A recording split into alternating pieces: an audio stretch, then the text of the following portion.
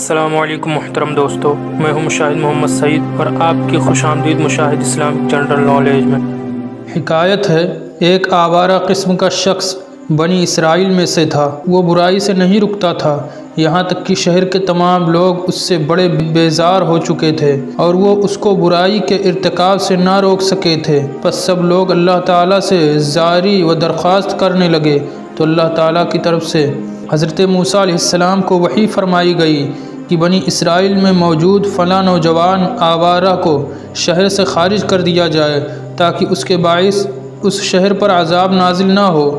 پس موسیٰ علیہ السلام وہاں تشریف لے آئے اور اس نوجوان کو شہر سے باہر نکال دیا اور وہ قریب کی دوسری بستی میں چلا گیا۔ اللہ تعالیٰ نے موسیٰ علیہ السلام کو حکم فرمایا کہ اے موسیٰ، اسے بستی سے بھی باہر نکال دو۔ پس موسیٰ علیہ السلام نے اسے اس بستی سے بھی باہر نکال دیا۔ پھر وہ ایک ویران سی جگہ میں چلا گیا۔ اس ویرانے میں کوئی جاندار موجود نہ تھا، نہ ہی وہاں کوئی سبز پودا تھا اور نہ ہی جنگلی جانور اور نہ ہی پرندہ تھا۔ وہ اس ویران سی بستی میں بیمار ہو گیا، جبکہ پاس کوئی مدد کرنے والا بھی نہ تھا۔ پس وہ مٹی پر گرا اور اپنا سر مٹی پر رکھ دیا اور منہ سے کہنے لگا، کاش اس وقت یہاں میرے پاس میری والدہ ہوتی، اسے مجھ پر رحم آتا اور میری اس ذلت پر وہ آنسو بہاتی۔ کاش یہاں میرا باپ موجود ہوتا، وہ میری مدد فرماتا اور مجھے معاونت حاصل ہوتی۔ کاش کہ میری بیوی ہی میرے پاس موجود ہوتی، وہ میری جدائی و فراق میں یہاں روتی۔ کاش کہ میری اولاد ہی یہاں موجود ہوتی جو میرا جنازہ اٹھنے پر گریا کرتی اور زبان سے کہتی، اے اللہ تعالی، ہمارے اس پردیسی والد کو معاف فرما دے جو بڑا کمزور ہے اور آوارہ ہے اور تیرا نافرمان ہے، جسے شہر سے نکال باہر کیا گیا ہے۔ وہ بستی میں چلا گیا، پھر وہ بستی سے نکالے جانے پر ویرانے میں آ گیا اور آج اس ویرانے سے بھی یعنی اس دنیا سے ہی خارج ہو کر اور ہر چیز سے بالکل نا امید ہو کر آخرت کو جا رہا ہے۔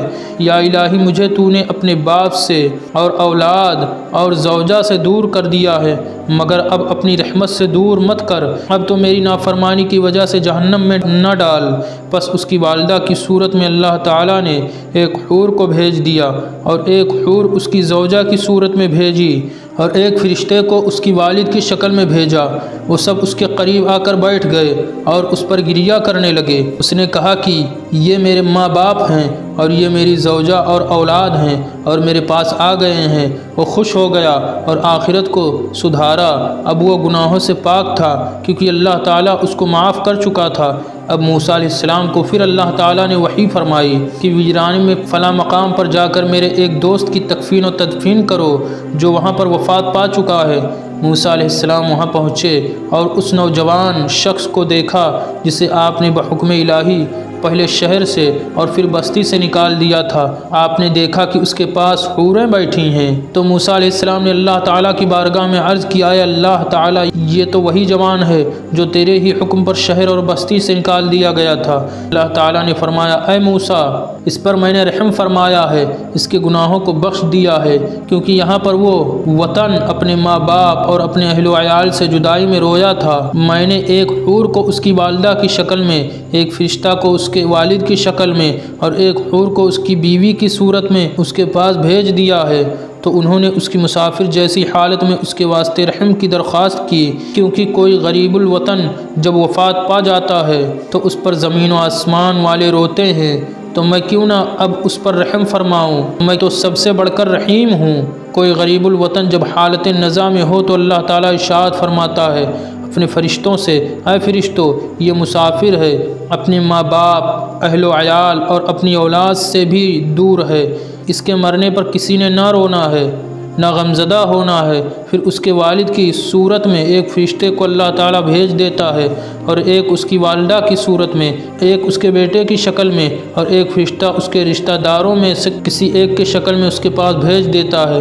جب وہ اس کے پاس پہنچ جاتے ہیں تو وہ شخص آنکھیں کھولتا ہے اور وہ اس کو دکھائی دیتے ہیں۔ وہ ان تمام کو دیکھ کر خوشی محسوس کرتا ہے، اسی خوشی کی حالت میں وہ وفات پا جاتا ہے۔